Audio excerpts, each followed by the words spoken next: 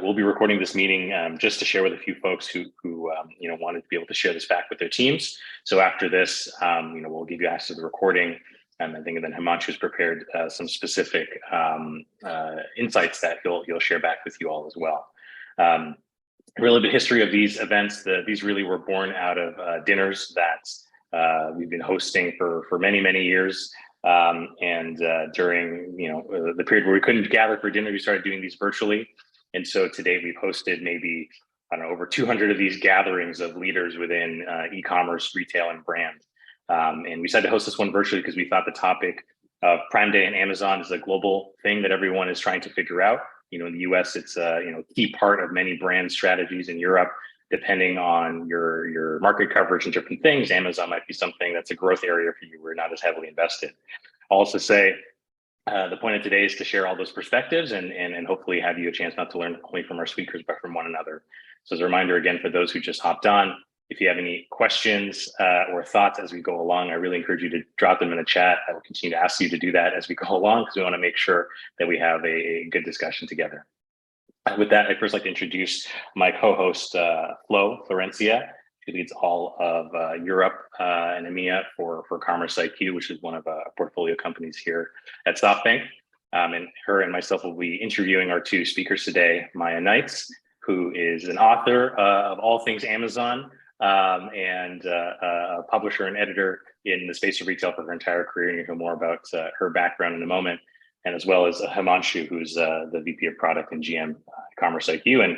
And as you learn, they have a wealth of data that he'll be sharing to give you some insights on what exactly happened during Prime Day, and hopefully that spurs some interesting questions as we go along. Flo, maybe I'd love to throw to you to say any opening remarks and kick us off with Miya. Yeah, absolutely. Thanks, Daniel. Everybody, thank you so much for joining. Lovely to catch up with you all. I didn't put my message in the chat box, but I am in London. It feels like it's winter. And I really, really wish I were in the west coast of the US. Honestly, I wish I could have a summer this year. But very lovely to see everybody. As Daniel said, I lead our efforts in EMEA. And I'm excited about this event, one of the first ones that we've done in this format. So Miya, kicking us off, we want to obviously focus on Prime Day. So one of the questions I had for you to start off the conversation is, what were some of the key observations that you saw on Prime Day this year versus previous years?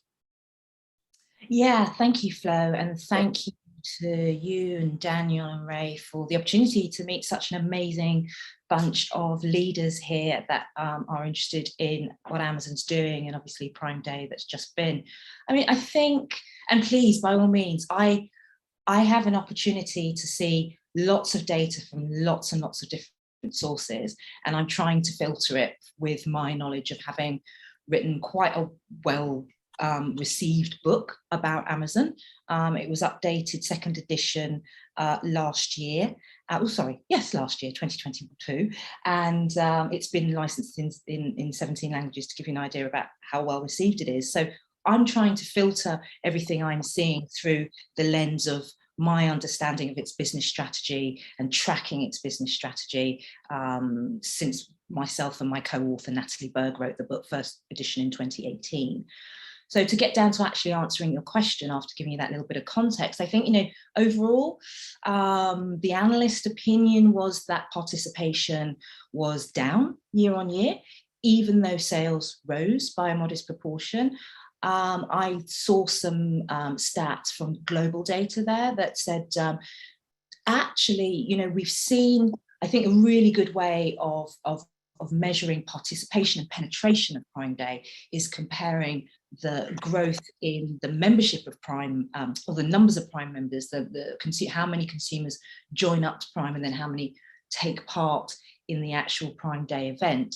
So by 2019, global data said Prime membership was up about 25 points to about 67.8% in 2022. So it had grown that amount in those sort of 3 or 4 years. But actually, the proportion when global data surveyed its pool of Prime members that actually bought something during Prime Day hasn't kept pace. It's only risen between that 2019 and 2022 period 13.6 points instead of the 25 odd so over the Prime membership. I don't know if you want to ask me why. I can venture a thought as to why. I think we're really seeing the impact of some really major global macroeconomic trends impacting consumer spending habits. I think the timing of Prime Day as well was a bit interesting, given that Amazon had to move Prime Day last year because of COVID. And this year I felt that potentially moving it back into the summer has been a little bit dilutive in regards to the back to school season. But overall, I would think that most of the brands taking part in Prime Day have reported that sales were up, ROAS held strong, if not improved a little bit. So on the surface of it, and I think all the news stories that we've seen reflect this, and that it was overall a success. But I think that, like with so many things about Amazon right now, there are headwinds and there are challenges. And if you dig beneath the surface of the data, the headlines, there are a few issues there that I think brands also need to be aware of. Excellent. Thank you, Miya. That makes a lot of sense. Daniel, do you want to hand over to Himanshu at this point? Yes, let me bring you up, Himanshu. And I really wanted Himanshu to also, let me find his box here in the Zoom. There we go. Because I think they spend a lot of time pulling together, some interesting insights that I'd love for him to share. And maybe Himanshu, as I'm pulling you up, and I know you sent me some slides I'll pull up as well, would just love to, if you can share some context of like, where is this data coming from? And what you'll share with people today. Yeah, good morning, good evening.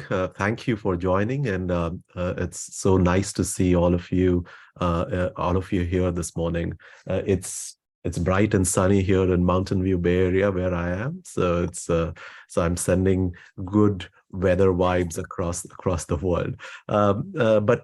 So my name is Himanshu. I am VP of Product here at Commerce IQ.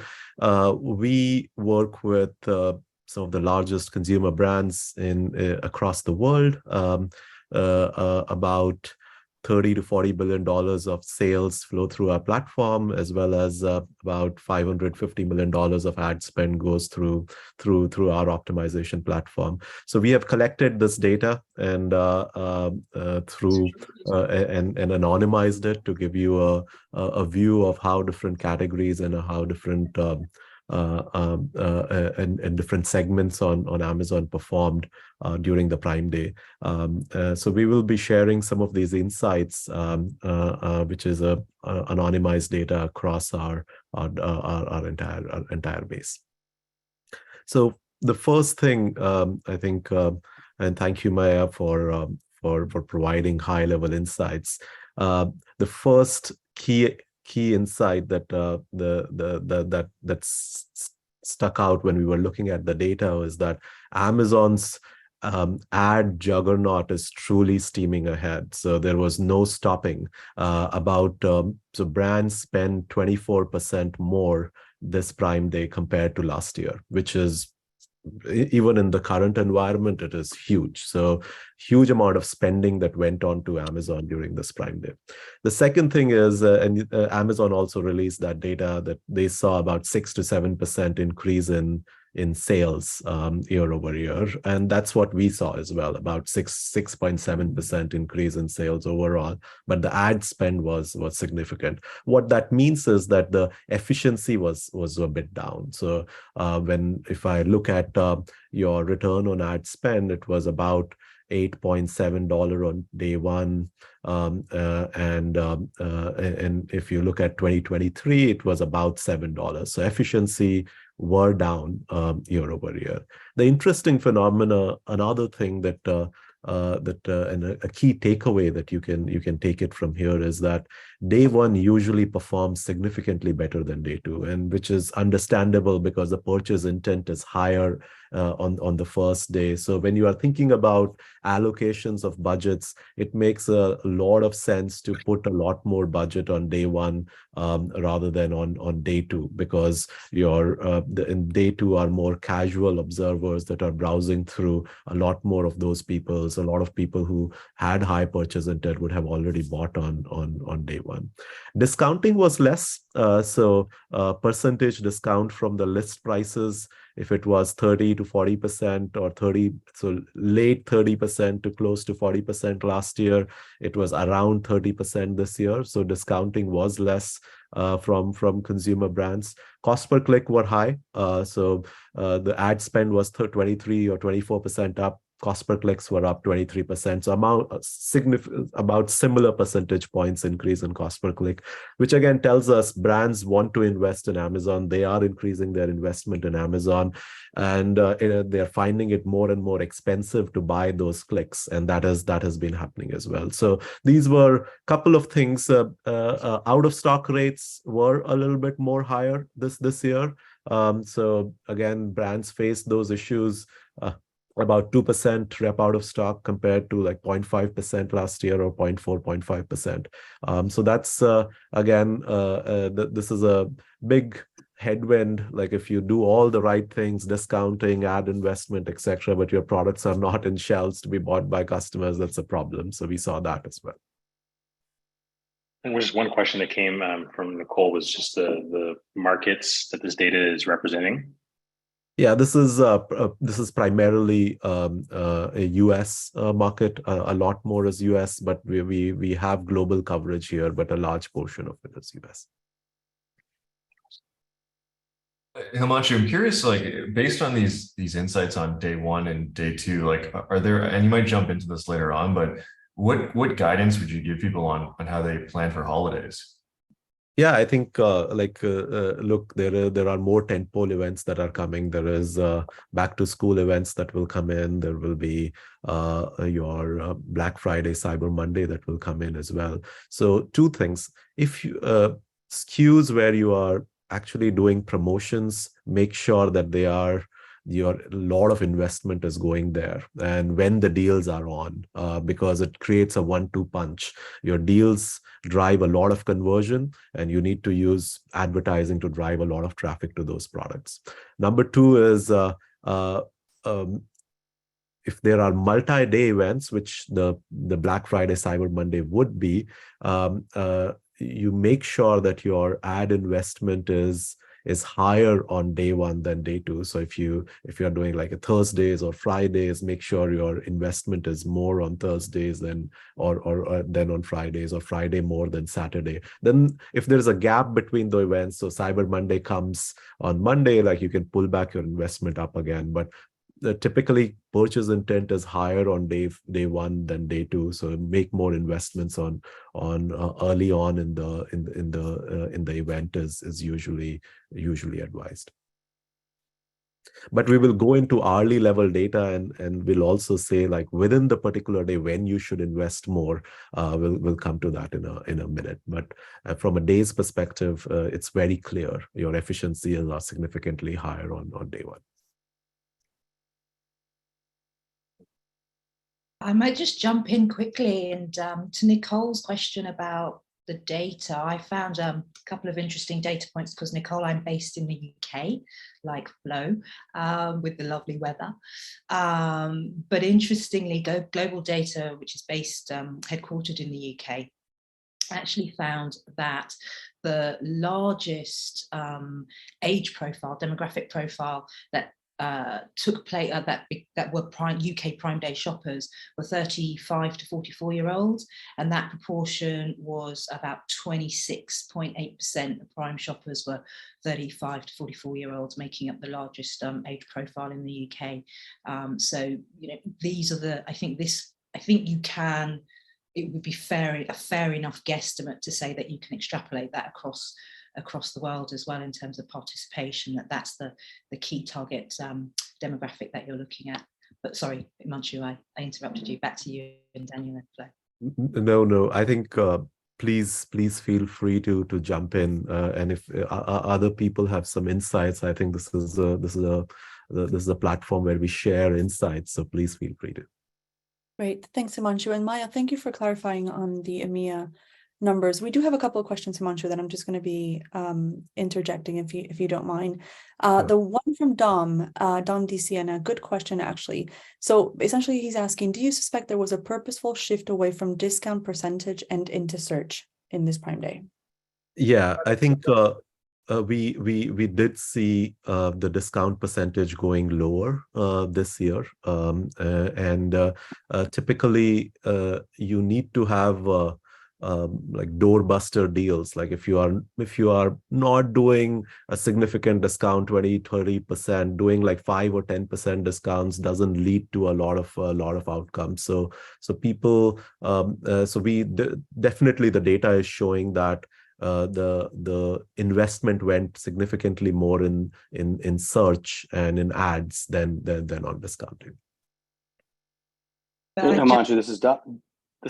I'm sorry, I just have a follow up to that. Can you hear me okay? Yes, I can. Yeah, so I guess what I'm getting at, and what's going to be interesting to see unfold here is do you need, right? Do we all need to go as deep as we have always gone with discount, when the name of the game right now is really how do I capture more eyes, more views, right? More consumers that way. So we're competing for time more so than price. 5% on a discount could be $2 in some cases or less, right? So less meaningful, but perhaps more meaningful to shift those investment dollars away from trade into media. So just thinking about how that, how does that unfold down the line if there is a fall Prime Day, does that create challenges on the willingness to participate by the vendor community? That's all. Yeah. More just thinking out of the theory here. Then I don't expect you to have an answer, but more just kind of talking it through.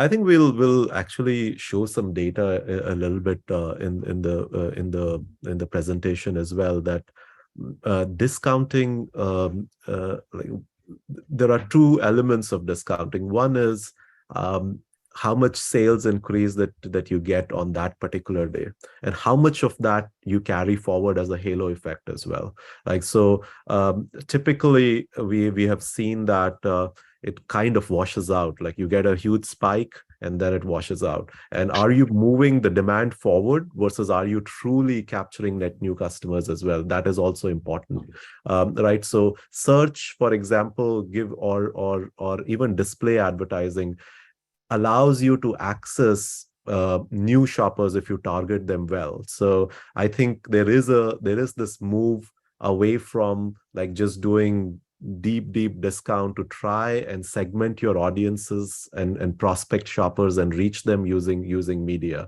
And if you do it well, you truly end up getting incremental demand and net new shoppers and customers into your brand. So your hypothesis is correct. This is what we are seeing in the market as well.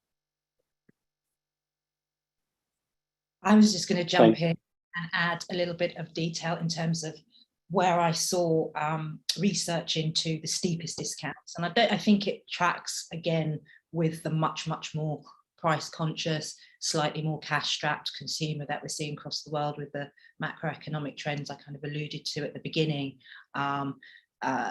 Electronics was the highest, was the category with the steepest discounts at 14% off listed price, then apparel at 12%, toys at 12%, home and furniture at 9%, computers at 8%, appliances at 7%, sporting goods at 6%, and TVs at 5%. That's according to sorry, not global data, Feedvisor, which I think just scans with exactly what Himanshu and Dom were saying there as well. And of course, the top performing categories were home goods, household essentials, apparels, and shoes. I think the one real surprise for me this year in regards to the category insight that we've been discussing is how many shoppers looked for discounts on things they buy every day.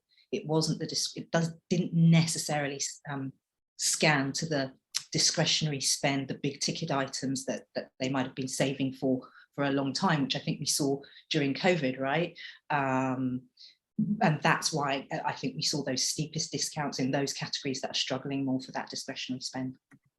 Yeah, even with big ticket items, like, hey, discount creates a huge spike in sales, but the question is, like, is it causing out of stock issues for you after that, or is it just moving the demand forward versus you are actually capturing net new customers? I think that distinction is very important. Like, if you are truly analyzing your Prime Day performance, looking at, hey, did you get new shoppers versus this is the people who were anyways intended to buy, and you can do that analysis by looking at your sales post Prime Day. Did it return to baseline, or did it actually fell down below the baseline?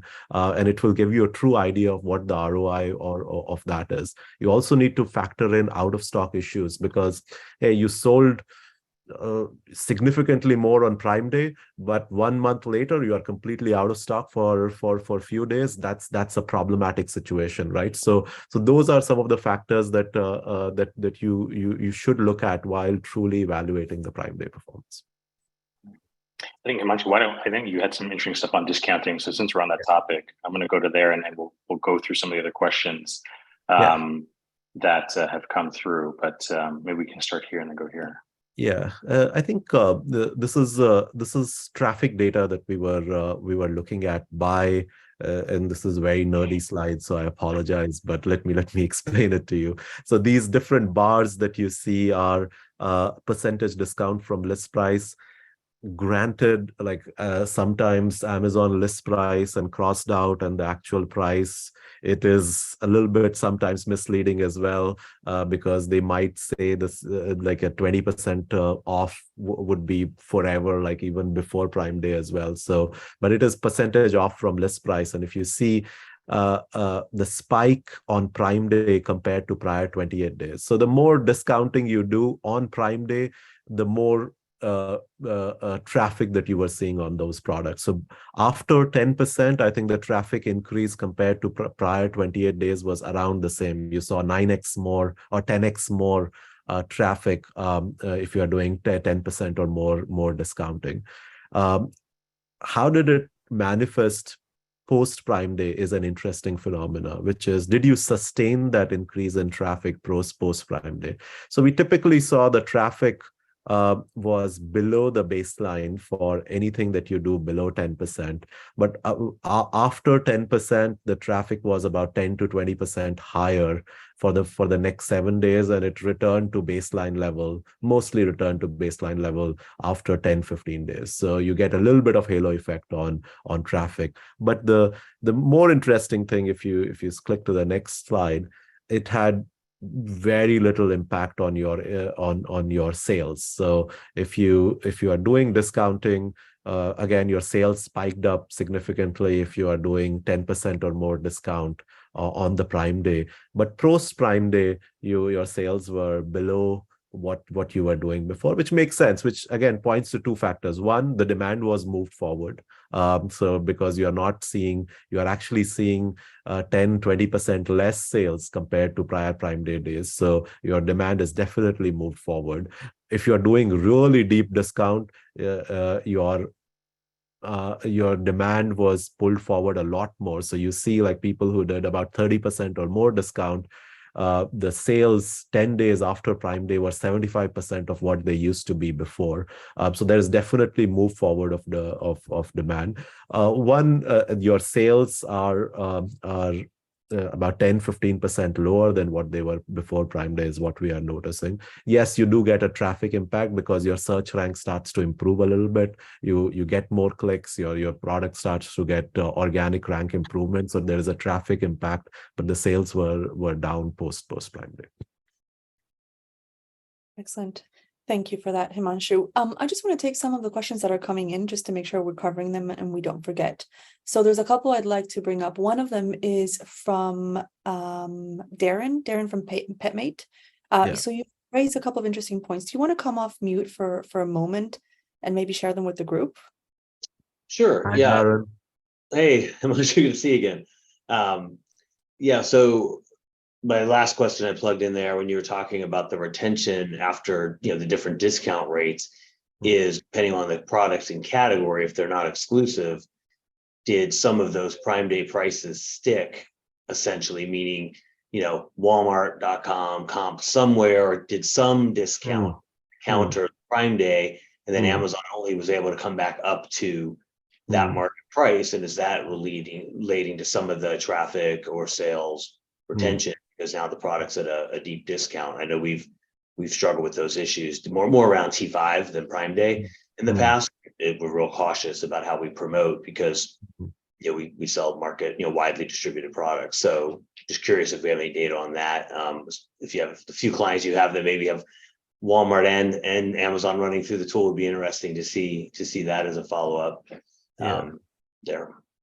So Darren, as usual, you have stumped me a little bit here, but I think this is a very good hypothesis. And unfortunately, I don't have the data, but this is an analysis that we will do because we have the data, and we will send it across the group as well. I think this is like how sticky the prices are, or is it creating a downward pressure for you for the next few months as well, and creating a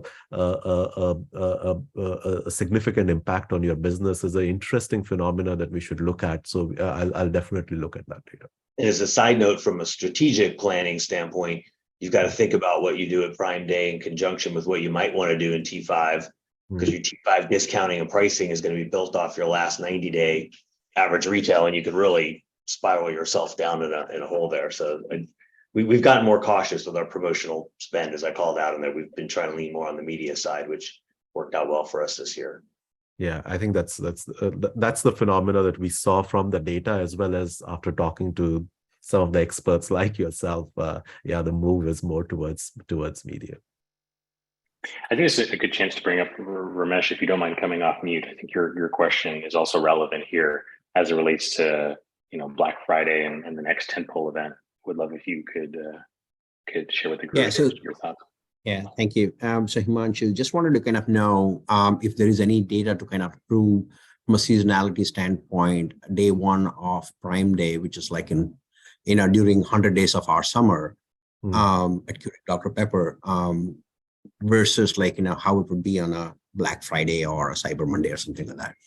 Yeah, I think like the one clear insights, and actually we have data around tentpole event that is an insight that we can, or that is a next step we can take it from this conversation as well, to give you, hey, what is the performance on Thursday, Friday, Saturday, Sunday, and Monday? What is the change in return on ad spends and etc. But one thing is sure, that the excitement these events generate, the purchase intent that people have, they buy a lot more and they convert a lot better on day one than day two. So that is a clear insight, and I see a lot of brands stumble on that a lot. I still see brands spending equal amount of money on 2 days of Prime Day, which they should never, right? So this is something that you should definitely look at your historical performance of these different days and see when was the conversion high, when was my return on ad spend high, when was I getting new shoppers versus repeat customers. And this is something that we saw on Prime Day. I think this is Daniel, we can also do an analysis on, hey, is that replicated on T5? I think it will, but we can actually do a quick analysis and send across to the group. Perfect. Thanks so much. Perfect. I think let's look at the category level view as well, which is very interesting. And I think Miya also pointed out this thing, which is first of all, I think the two interesting things was that we noticed that traffic was mostly up across all categories, but we saw a decline in traffic year over year in beauty and personal care and pet supplies. So if I look at overall traffic going into Amazon and look at different categories where the traffic is going to, we saw an increase across the board, but there was a decline in pet supplies and beauty and personal care.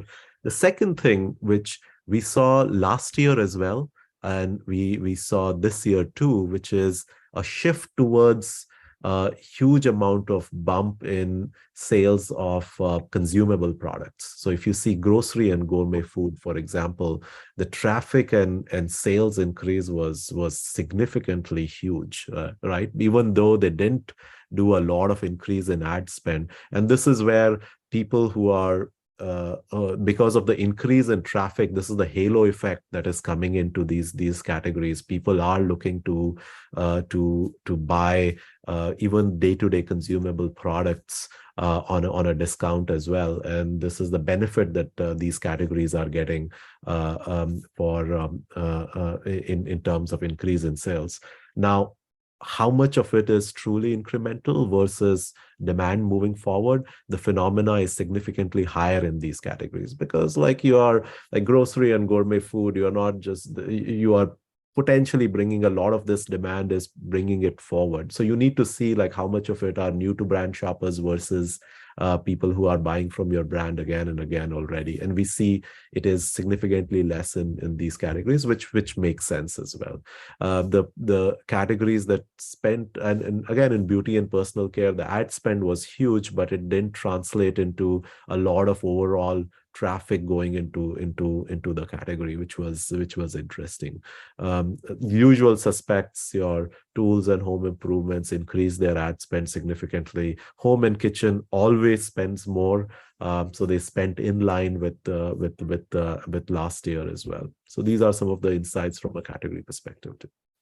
Excellent. Miya, I'm sure you have something to add on this point, right? Yeah, so I know when you and I and Daniel and Ray were discussing the topics to raise here, you said, do I have any anecdotal evidence? And I think following on from the points that we were discussing just now about the stickiness of Prime Day in advance and then afterwards as well, and also how other retailers fared, I saw some interesting anecdotal report from PetCube, so because you're calling out pet supplies here.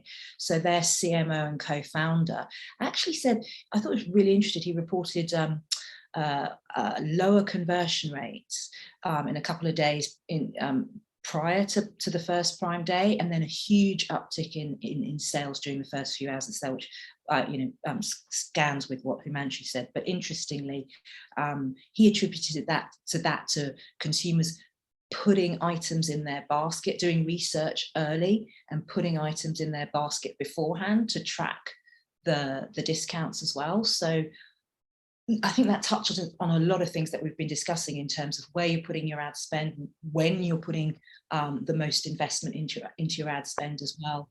I think I really like the comment that Dom made about speaking to the state of the economy. It just shows how cautious and really attuned to getting a discount that the consumer is at the moment across the world as well as in the US.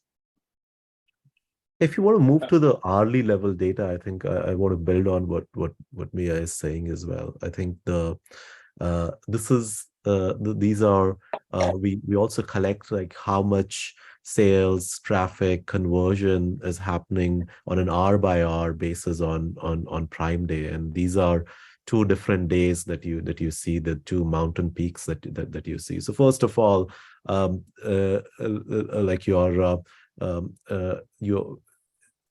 in most brands typically increase their budgets 2x, 3x, sometimes 10x during the Prime Day as well, and the budget resets at midnight. So a lot of brands do that at midnight, and they increase their bids as well, 20, 30, 40%.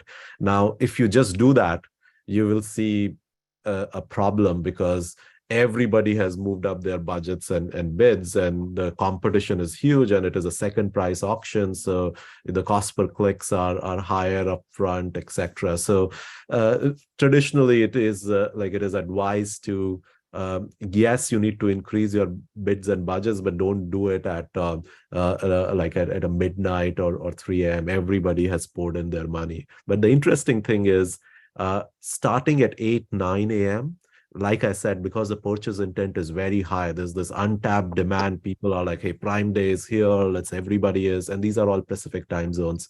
So we saw the highest percentage of revenue coming at 9 a.m. On day one of Prime Day.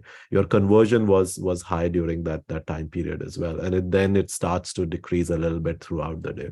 We also saw then a bump up at about 7 or 8 p.m. It's like, hey, fear of missing out, like, hey, I might miss out on all the deals, or I come back from work and that's where I'm spending. So these are interesting insights on the name of the game has moved from, hey, here's what I'm doing on Prime Day or Turkey 5 to here's what I'm doing at 7 a.m. on Prime Day, and here's what I'm doing at 8 p.m. on Prime Day. And people are managing at that level to drive efficiencies from this algorithmic platform or algorithmic retail or this environment that we are in. And people who have done it well, they can reap a lot of benefit here, because no matter how much money you spend, you will go out of budget. It's like an endless pit in terms of like the amount of investment that Amazon can take from you, because the competition is huge. So how do you pace it? Not do it at midnight, but early on, 8-9 a.m. capture that demand.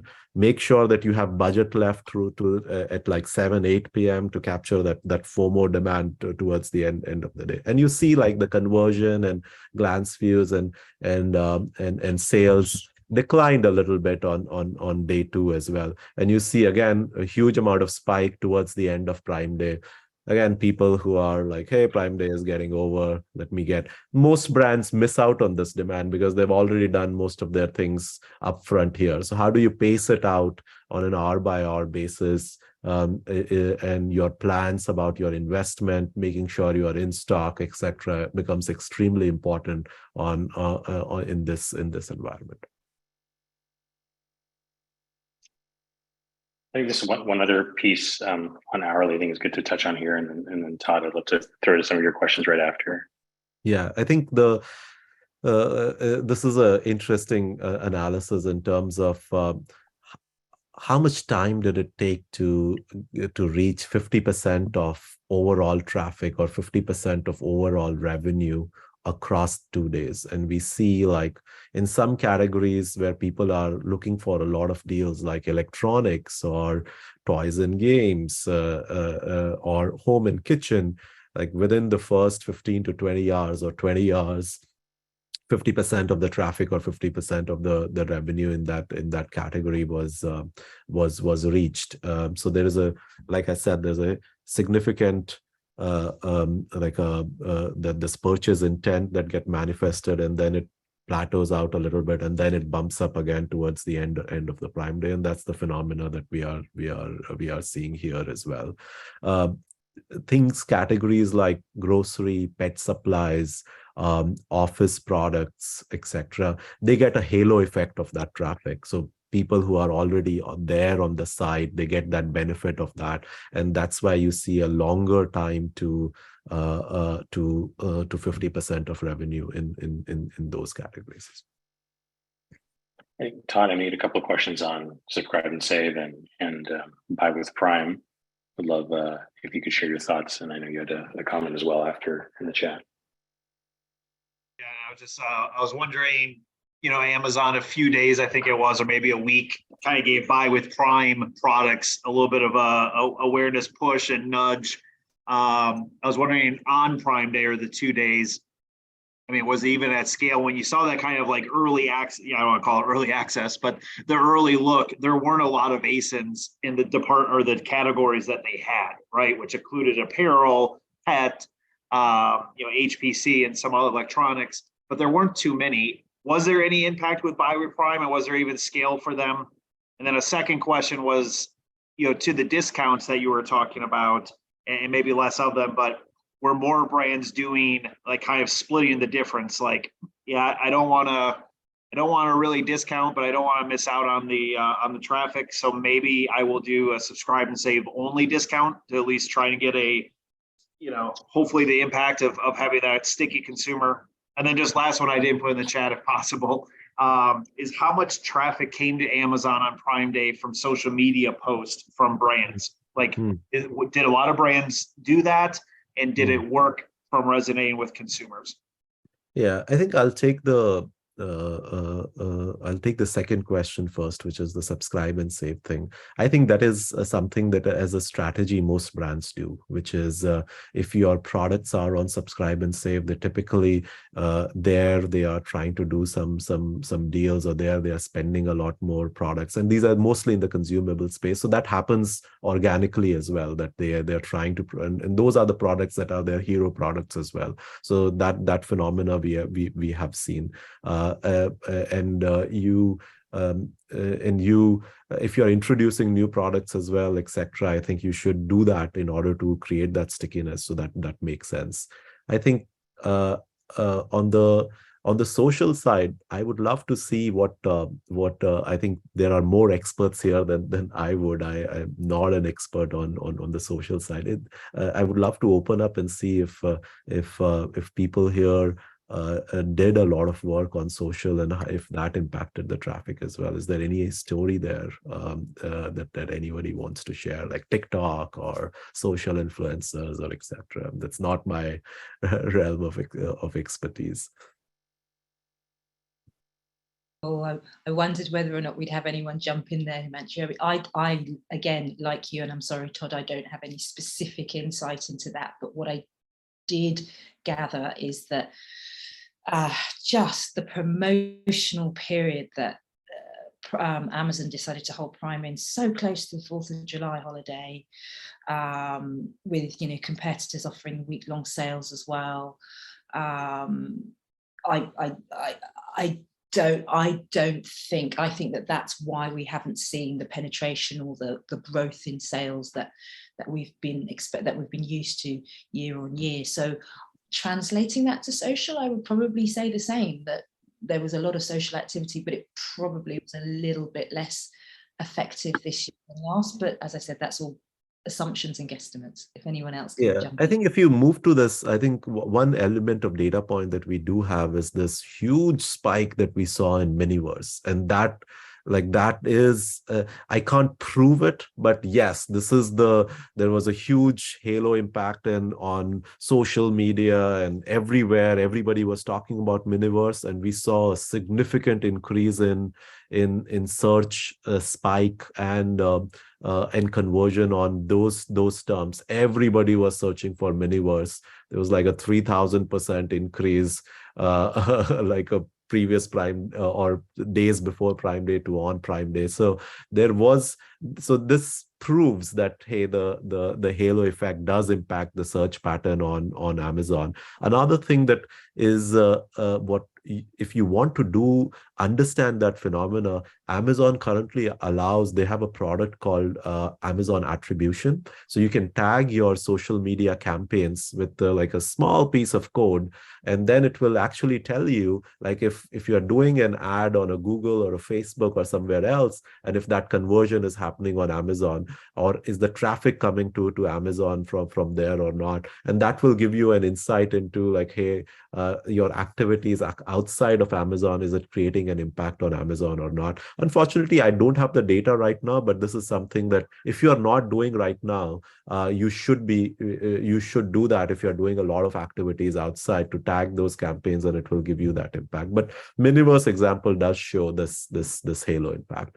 Buy with Prime, I think, is we typically like the data that we collect are consumer brands who sell directly to Amazon. So unfortunately, I don't have the data there in terms of like brands that have that buy with Prime on their DTC sites. But I would love to see if anybody wants to share any story around that. Aaron, just real quick, even curious on the group's thoughts, like on social on Amazon, right? If you look at it, it felt like Amazon Live wasn't as much of I don't want to say priority, but wasn't as focused as it was maybe the last few. Amazon Post didn't seem to get a lot of run where, in spots they could have on the homepage. And then even the new Amazon Inspire, I mean, there was only, and I was looking for a lot, there was only one or two of those, kind of short videos that had any reference to Prime Day. It just seemed like there was a huge miss on Amazon's part to leverage any of those three, but no data to prove it necessarily, just kind of anecdotal. That's great. So just one more question from our attendees. George Hansen, you touched on, I think, what must be Himanshu's top one favorite topic, incremental ROAS. So do you wanna come off mute and tell us a little bit about your question and your comment there? If you're still here, I'm not sure. Yeah, I'm still here. Yeah, so it's really related to one of the earlier slides, or the first one around ROAS. And so I'm just curious, we don't, at Panera do any advertising on Amazon. We've done other types of co-marketing and events with them, but not direct advertising. But I'm curious, just, when you quote ROAS and how, the different people on the call think about advertising on Amazon, how Amazon, if at all, helps increase confidence in support of determining the incremental value of that ROAS. Certainly you can understand to some degree just with your internal analytics and teams, but I'm just wondering, do they facilitate holdout groups and things like that? So this is the most talked about topic amongst marketers. Like, if I'm spending $1, what is the ROI of that investment on Amazon? I think the return on ad spend, just to give you a little bit of, and I think most people here know, but it is ad attributed sales. So if somebody clicked on your ad and if they bought that product in the next 14 days, it gets counted in the ROAS. Now, would you have gotten that click anyways versus that's a net new click is the question. So whatever ROAS number that you see, so you are correct. Whatever ROAS number that you see, is it truly net new for you, or you would have gotten it organically? Usually we see that it is anywhere between 30 to 60% of this is truly incremental versus the entire $8. You're not getting a $8.71 or a $6.93 back of the $1 investment. Now the trick is, how do you maximize that? Unfortunately, like, the incentive for Amazon is to increase the ad spend. Like, that's what it is. Like, they're not going to give you like those kind of details, but automation or analytics companies like ourselves, and it's not a pitch for us, this event, but we have built machine learning models to estimate what proportion of it is truly incremental versus what is not. And one of the simplest thing that you can do, forget about even machine learning or like estimating the true dollar. Are you spending your dollars on search terms where you have really high organic presence versus are you spending on search terms that are trending and where you have very little presence? That will determine if your incrementality is 30% or is it 60% or 70%. And we use that to estimate that. And this is a proprietary data, so we didn't show it here, but we do measure it for our customers and optimize on that rather than on return on ad spend. So the trick is, yes, return on ad spend will continuously get lowered on Amazon because more and more people are advertising. The more people advertise, the lower your ROAS becomes. But how can you maximize the incrementality of it comes with targeting. The better your targeting is, the more incremental your returns would be. And that's another area, and we can it's a deep area in terms of moving from ROAS to iROAS. There has been like issues with people, and marketers are so ingrained with ROAS metric right now that it is hard to move completely from this, but there is a movement away from this metric to more like what is the incrementality, what is the new to brand sales, etc.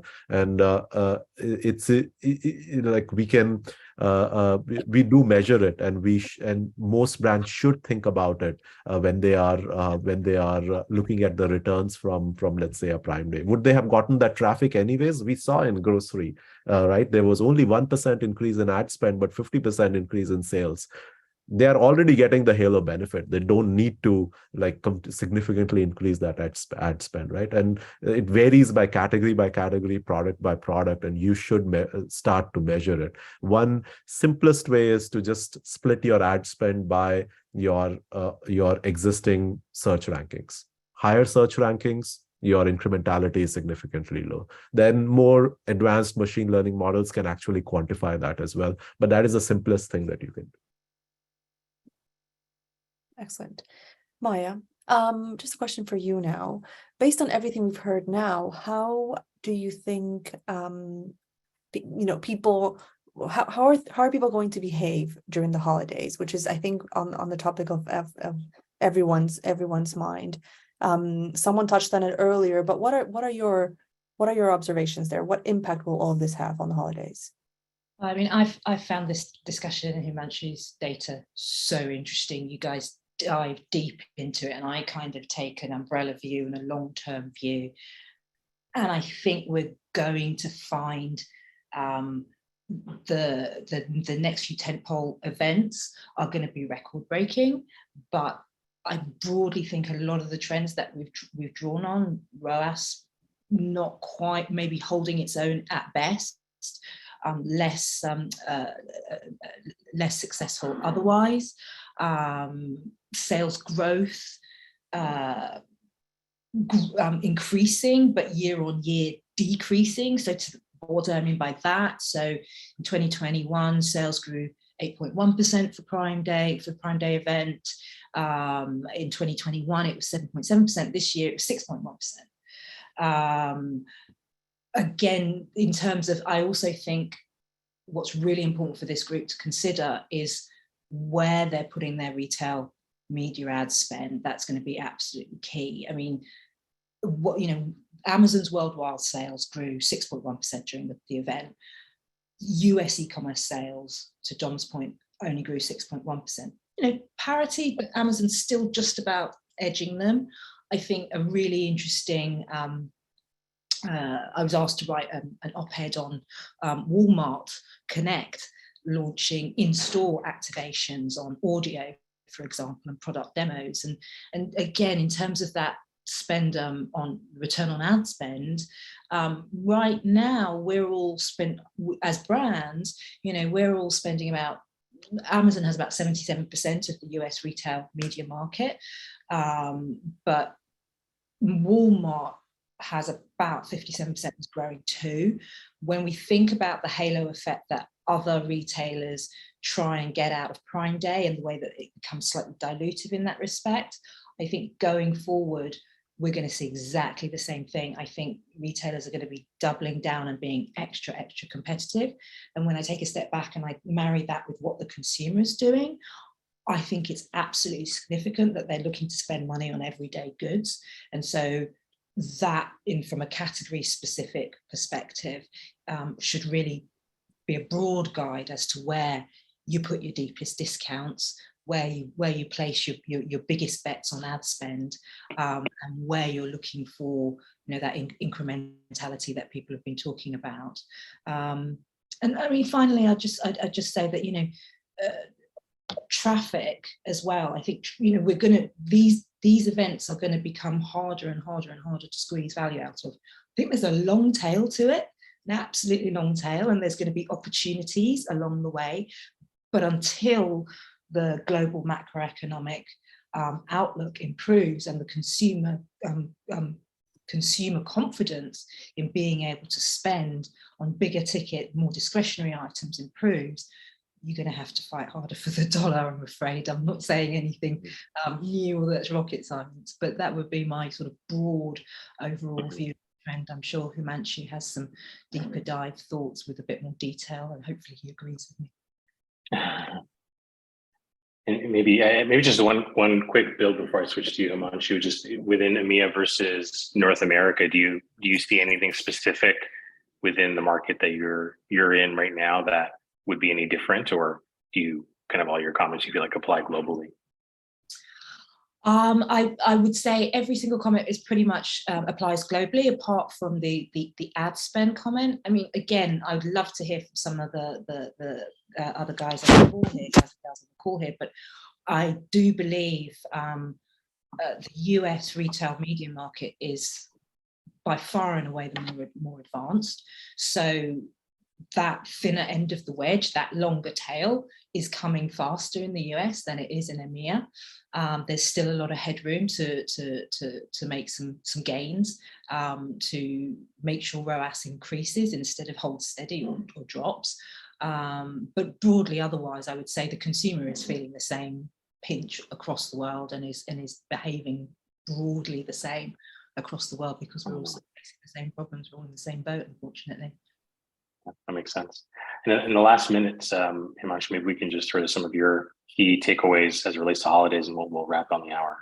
Yeah. So first of all, like very simply, and this is easier said than done, but make sure your basics are there. Like make sure you have sufficient stock levels, your PDPs are optimized prior to Prime Day. Like these small surprises can have a significant impact on your business. Make sure when you are running promotions, do some scenario planning, like, hey, how much, and incorporate inventory into that that analysis as well, in terms of whether doing the promotions will lead to out of stock issues later on, or what Darren was saying, would that price stickiness would continue to happen. It would impact your future events as well. The second thing I would say is there's a lot of value in doing awareness and consider type activities leading up to Prime Day. Introduce your products to new segments of shoppers leading up to Prime Day when they are researching about products, and then retarget them on the Prime Day when their purchase intent is higher. This combination of creating that audience pool early on, leading up to Prime Day, and then capturing it on the Prime Day usually leads to a huge amount of benefit. And you can use Amazon Marketing Cloud, the clean room technology that they have, to truly understand the interplay between awareness and purchase type of campaigns. I think I would also say a few things around day one, do more than day two, like it's applicable to the next Prime Day as well. Hour of the day, like let's not just, hey, here's what my plan for Prime Day is. You should have a plan for 7 a.m., for 9 p.m., for afternoon during these tentpole events as well, and use the advancement in technology to make those micro real-time changes based on the purchase pattern that you are seeing on an hour-by-hour basis. So this is what I would summarize for your next holiday season as well. Cool. All right, thank you, everyone. I know we're at the hour, and people they have calls to jump to and other meetings to get to. If you have any other questions, please, you'll have Himanshu and Miya's email. Please reach out. We'll follow up with some of this material afterwards, and hope to have you at the next session that we host. Appreciate you spending the time with us this morning or this afternoon, or wherever you're dialing from, and we'll see you all soon.